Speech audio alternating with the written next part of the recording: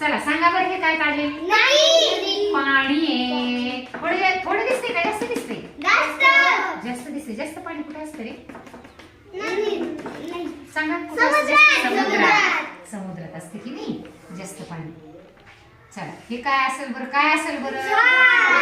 जहाज. इथे काय आपण बघूया. सूर्य. हळू बोललं तरी येत मी तुम्हाला. हा काय? सूर्य. आता हा काय? सूर्य. बघा हा सूर्याची उष्णता. आपल्याला उष्णता कोणापासून मिळते? सूर्यापासून. सांगा मग सूर्याची उष्णता कुठं पडत असेल? नदीवर, जमिनीवर. आपल्याला प्रकाश मिळते सूर्यापासून. मग हे काय होतात या ठिकाणी असे सूर्याची किरण पडतात. मग काय होतं असं हे पाण्याला?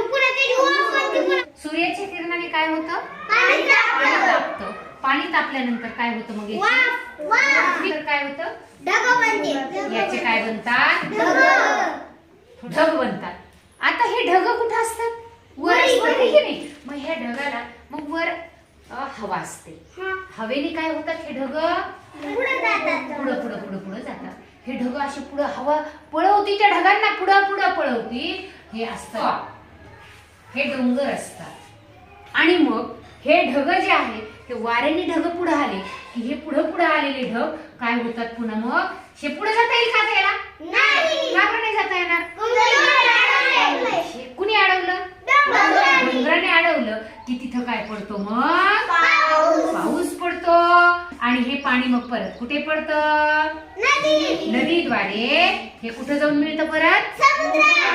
कुठं मिळतं? परत हे समुद्राला कोणाची उष्णता लागते? सांगा पटापटा. पुन्हा पाण्याची काय होते? पुन्हा वाफेची काय बनतात?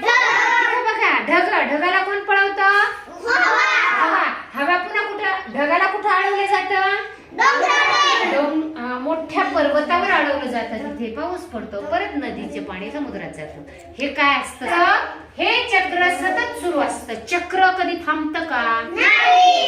मग हे जेव्हा हे चक्र सुरू राहतं आणि त्याच्यामुळे आपल्याला काय होतं? पाऊस पडतो. पाऊस कसा पडतो कळलं? सांगा बरं पटपट. पाऊस कसा पडतो सांगा पटपट.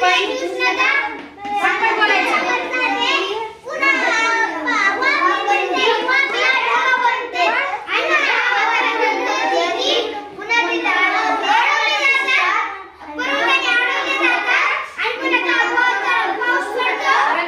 पाणी जातं. पाण्याची वाफ होते. वाफेचे ढग होतात. ढग पुढे जातात, अडवले जातात. पाऊस पडतो. नदीतून पाऊस समुद्रात मिळतो. या पद्धतीने जे चक्र सुरू असतं त्यालाच काय म्हणायचं?